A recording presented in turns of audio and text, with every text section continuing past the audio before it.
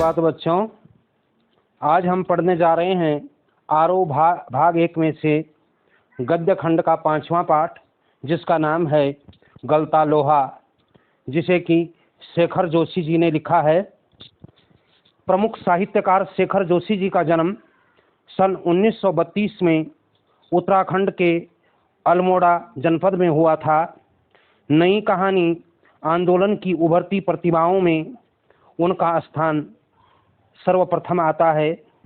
नई कहानी आंदोलन के अंतर्गत युवा कहानीकारों ने नए रंग ढंग में अलग एक तरह की कहानियां लिखनी जब प्रारंभ की थी, तब जोशी जी की दाजियो नामक कहानी पर चिल्ड्रंस फिल्म सोसाइटी द्वारा फिल्म का निर्माण भी किया गया था। उन्हें पहल सम्मान से भी सुशोभित किया गया है। शेखर जोशी जी की जो प्रमुख रचनाएं हैं बच्चों, वह इस प्रकार हैं। कहानी संग्रह है सबसे पहला, जिसका नाम है कोसी का घटवार। इसके अलावा साथ के लोग, दाजू, हलवाहा और नौरंगी बीमार है। इसके अलावा शब्द चित्र संग्रह भी जोशी जी ने लिखा है, जिसका नाम है एक पेड़ की याद। तो आइए बच्चों, आज हम पाठ का अध्ययन करते हैं, जिसका शीर्षक है गलता लोहा। अब प्रस्तुत कहानी शेखर जोशी द्वारा लिखित एक कलात्मक कहानी है। इस कहानी में लेखक ने जातिगत विभाजन पर भी अप्रत्यक्ष रूप से करारा प्रहार किया है। करारा प्रहार जब किया है लेखक ने, तो इसके साथ साथ इस कहानी में यह भी बताया है कि कैसे एक ब्राह्मण बालक अपनी जातिगत परंपरा को छोड़कर लोहार का कार्य करता है। तो आइए पढ़ते हैं आज गलता लोहा। इस कहानी में बच्चों मुख्य रूप से तो दो ही पात्र हैं, मोहन तथा धनराम लोहार। और अप्रत्यक्ष रूप से जो पात्र हैं वह हैं पुरोहित बंशीधर, जो मोहन के पिता हैं, मास्टर त्रिलोक सिंह जी और गंगाराम, जो धनराम लोहार के पिता थे। अब कहानीकार लिखते हैं कि एक दिन मोहन धनराम लोहार की हथौड़ी की आवाज़ सुनकर शिल्पकार टोले की तरफ जाता है और अपनी दरांती को धार लगाने के उद्देश्य से वो उस बस्ती में गया था। मोहन जो था पुरोहित बंशीधर जी का इकलौता पुत्र था और मोहन के पिता उसे हमेशा ही अपनी पंडिताई की लाइन में, अर्थात पुरोहिताई की लाइन में ले जाना चाहते थे। लेकिन उस तरफ मोहन का ध्यान नहीं था और वो कुछ ना कुछ बहाना करके जो है अपने पिता की उस राह में जाना नहीं चाहता था। इसीलिए वह एक दिन जो है दरांती लेकर उस पर धार लगाने के उद्देश्य से धनराम लोहार के पास पहुंचता है। अब बच्चों देखते क्या हैं कि जो धनराम लोहार है और मोहन, वो दोनों बचपन के मित्र हैं। एक ही पाठशाला में दोनों पढ़े थे और कुछ कुछ दिनों जो दोनों साथ साथ स्कूल आना जाना दोनों का लगा रहता था। उन दिनों जो उनके गुरु हुआ करते थे, जिनका नाम इस पाठ में आया है मास्टर त्रिलोक सिंह। और मास्टर त्रिलोक सिंह जी ने जो है उस समय मोहन को पूरे विद्यालय की जिम्मेदारी, अर्थात जिसे कहा जाता है जनरल मॉनिटर, पूरे स्कूल का एक ही सर्वे सर्वा उसे बना रखा था। और वो मोहन को जो है सबसे ज़्यादा होशियार समझते थे और उसे ज़्यादा प्यार भी करते थे और उसे कहते थे कि ये निश्चित रूप से पढ़ लिख कर एक दिन विद्यालय का नाम अवश्य रोशन करेगा। ये उनका मानना था। मोहन ही जो है जब और बच्चे कक्षा में होते थे तो उनसे जब वो अपना सवाल सही नहीं कर पाते थे या सही नहीं पढ़ पाते थे, तो मोहन पर ही जिम्मेदारी थी कि वही उनकी सजा का निर्धारण करता था। एक दिन की बात इस पाठ में बताते हैं लेखक कि धनराम जब तीसरी कक्षा के बाद जब कभी स्कूल नहीं गया, तो उस समय का जिक्र करते हैं कि गुरुजी ने, जो मास्टर त्रिलोक सिंह जी थे, उन्होंने काफ़ी बार जो है धनराम को जो है 13 का पहाड़ा जो है रटने के लिए दिया। और जब कई बार करने के पश्चात भी धनराम लोहार को 13 का पहाड़ा नहीं आया, तो मास्टर त्रिलोक सिंह जी चिढ़ करके उससे बोले ताना दिया, मतलब उसे, अरे तेरे दिमाग में तो लोहा भरा पड़ा है, क्यों ना तू अपने पिता के कार्य में नहीं लग जाता। कभी कभी की बात ये होती है बच्चों की, अचानक जो बात हमारे मुंह से निकलती है वो बिल्कुल सच साबित होती है। कहते हैं कि 24 घंटे के दौरान कभी ना कभी हमारे मुंह में सरस्वती का वास जरूर होता है। और कभी आपने देखा होगा कि हम अचानक जो बात सोचते हैं, बोलते हैं और अचानक कोई घटना घटित हो जाती है। तो तभी क्या देखते हैं कि कुछ दिनों के पश्चात अचानक धनराम के पिता गंगाराम की मृत्यु हो जाती है और उसे सचमुच अपने पिता का काम संभालना पड़ता है। अब जब पिता का देहांत हो गया तो लोहार का काम करने लगे, और लोहार का काम करने के पश्चात अब उधर देखते हैं कि मोहन ने 5वीं में सर्वोच्च स्थान प्राप्त कर लिया है।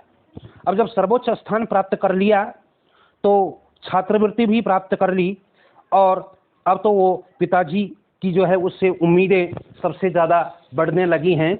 अब पिताजी की जब उम्मीदें बढ़ने लगी हैं तो उन्हें भी उम्मीद जगी है कि निश्चित ही एक दिन जो है मोहन पढ़ करके निश्चित ही बड़ा आदमी बनेगा। अब आगे की पढ़ाई के लिए मोहन को 4 मील दूर जाना पड़ता है। बहुत ही कठिनाई का रास्ता है। बरसात के दिनों में एक रास्ते में एक बरसाती नदी भी पड़ती है, जिसमें जब बारिश होती है तो बारिश का पानी बहुत उफान पर होता है, और एक दिन मोहन पानी के बहाव में ही बहने लगता है। तो उस समय उसके साथियों के द्वारा उसे बचा लिया जाता है। अब पिता को जो है उसके भविष्य की चिंता और ज़्यादा सताने लगी, और तभी उसके पिता बंशीधर जी को ध्यान आता है कि उनकी बिरादरी का एक युवक जिसका नाम रमेश है वो लखनऊ में रहता है। संयोगवशात देखते क्या है कि उन दिनों रमेश छुट्टियों में अपने गांव आया हुआ था, तो बंशीधर जी उसके घर पहुंचते हैं और अपनी चिंता रमेश को बताते हैं कि बेटा, मेरी यही चिंता है कि मोहन जो है पढ़ने लिखने में होशियार है। मैं ये चाहता हूँ कि यदि तुम उसे अपने साथ ले जाओ तो वह आगे की पढ़ाई अवश्य पूरा कर लेगा। तो रमेश उन्हें पूरा आश्वासन भी देता है, और आश्वासन देने के पश्चात बंशीधर जी को ऐसा प्रतीत होता है कि भाई जैसे साक्षात रमेश न हो, भगवान ही उनके सामने खड़े हों। लेकिन वास्तविकता बच्चों कुछ और है। देखते क्या है कि आगे की जो स्थितियां हैं वो बड़ी विकट हैं। लखनऊ जब रमेश मोहन को अपने साथ ले जाता है तो मोहन को पढ़ाई की जगह वो अपने घर के काम में लगा देता है। स्कूल के नाम पर एक साधारण सी स्कूल में उसे भेज दिया जाता है, और उस स्कूल में जब मोहन का पूरा मनोमस्तिष्क पढ़ाई में नहीं लग पाता तो अपने पूर्ण कौशल को भी नहीं दिखा पाता है। कुछ समय के पश्चात छुट्टियों में जब वह अपने गांव आता है, लेकिन वहां की वो वास्तविकता अपने पिता के सामने उजागर नहीं करता। अर्थात उसके पिता ने तो एक सपना देखा था कि उन्होंने अब अपने बेटे को जो है लखनऊ भेजा है तो वो पढ़ लिख करके एक बड़ा अफसर बनेगा। वो अपने पिता को दुख नहीं देना चाहता था, इसलिए उसने वहाँ की वास्तविकता अपने पिता के सामने नहीं रखी। और जैसे जैसे कुछ समय व्यतीत होता गया, उसने 8वीं पास करने के बाद एक तकनीकी विद्यालय में जो है प्रवेश ले लिया। तकनीकी कक्षा पूरी करने के पश्चात अब वो नौकरी की तलाश में इधर उधर भटकने लगता है। तो तभी एक दिन जो मोहन के पिता है बंशीधर जी, उन्हें भी मोहन के विषय की जो वास्तविकता थी वो ज्ञात हो जाती है, और उन्होंने जो मन में अपने एक बहुत बड़ा सपना पाला हुआ था कि मेरा बेटा पढ़ लिख करके जो है एक बड़ा अफसर, कामयाब व्यक्ति बनेगा, उनका सपना भी टूटकर बिखर जाता है। तो उसी समय की बात यहाँ पर कहानीकार ने बताई है कि जब एक दिन धनराम लोहार के पास बंशीधर जी जाते हैं तो वो पूछता है भाई कि मोहन का क्या हाल है, मोहन कहाँ कहाँ है, क्या कर रहा है, कैसे पढ़ाई लिखाई कर रहा है, क्योंकि बचपन के दोस्त थे। तो मोहन के जो पिता हैं बंशीधर जी, वो एक तिनके से जो है अपने दांत साफ करने का बहाना करते हुए कहते हैं भाई उसे तो जो है अच्छी नौकरी मिल गई। अब इसके पीछे बच्चों देखेंगे आप कि बंशीधर जी ने जो घास का तिनका तोड़ा और उससे दांत साफ करने लगे, और यह कहा कि मोहन जो है बहुत अच्छी नौकरी कर रहा है, तो उन्होंने साफ झूठ बोला था। लेकिन उस समय की लोगों की सत्यवादिता देखिए कि हमारे सनातन धर्म में बताया गया है कि जब भी कभी यदि कोई असत्य बात कहनी पड़े तो दांतों के बीच में कोई तिनका फंसा दो तो ये माना जाता है कि उस झूठ का पाप नहीं लगता। तो यहाँ पर भी वही उक्ति चरितार्थ होती है। और अब जब लौटते हैं पुनः धनराम के पास, जहाँ की मोहन अब बैठा हुआ है, अपनी दरांती पर धार उसकी लग चुकी है, कई विषयों पर दोनों मित्रों की आपस में चर्चा होती है, विद्यालय के व्यतीत किए गए दिनों की याद उन्हें आती है। तो तभी देखते क्या है कि उस समय ऐसी प्रथा थी कि जो ब्राह्मण वर्ग का जो व्यक्ति है वो शिल्पकारों के पास नहीं बैठता था, शिल्पकारों के पास उसका बैठना वर्जित माना जाता था। मोहन देखता क्या है कि धनराम एक लोहे की मोटी छड़ को भट्टी में गर्म कर रहा है और उसे बार बार गोलाई का रूप देने का प्रयास कर रहा है, लेकिन बार बार वो छड़ क्या है, फिसल जाती है। तब मोहन धनराम के हाथ से हथौड़ा और संडासी छीन करके उस संडासी से उस छड़ को पकड़ करके और बहुत ही आसान तरीके से जो है उस छड़ को जो है एक गोले के रूप में ढाल देता है। दूसरी तरफ धनराम जब मोहन के इस क्रियाकलाप को देखता है तो उसे बड़ा आश्चर्य होता है और दंग भी रह जाता है। सबसे बड़ा आश्चर्य तो उसे इस बात का होता है कि भाई ये ब्राह्मण कुल में पैदा हुआ है, ये लोहार के काम में इतना परफेक्ट कैसे हो गया, जिस काम को मैं अब तक नहीं कर पाया वो उसे इसने इतनी आसानी से कैसे कर दिया। और मोहन भी अपनी कला पर मन ही मन में बड़ा प्रसन्न होता है।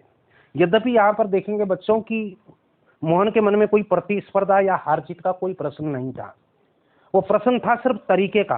कभी भी हम कोई कार्य करते हैं, सपोज करो उदाहरण के तौर पे यदि किसी एक कील को पेचकस के माध्यम से किसी सुराख में डालना हो और वहां से निकालना हो तो पेचकस की सहायता से यदि निकालेंगे तो धीरे धीरे उसकी रिंग खोलते हुए वो आसानी से निकल जाएगा। और यदि हम झटका देंगे उसे तो या तो कील टूट जाएगी या छेद वो खराब हो जाएगा।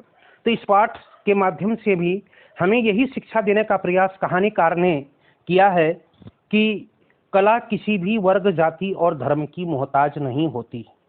कला किसी भी धर्म, जाति और वर्ग की मोहताज नहीं होती, बल्कि हमें हर कलाकार और कलाकार का दिल से सम्मान करना चाहिए। धर्म, जाति के आधार पर हमें किसी भी प्रकार का कोई भेदभाव नहीं करना चाहिए। तो यही इस पाठ का मूल रूप से यही हमें ये शिक्षा देता है, यही इसका सारांश था। इसे आपने समझा, इसे पढ़े, आप देखें, समझें, इसे लाइक करें, कमेंट करें, सब्सक्राइब करें, शेयर करें। धन्यवाद।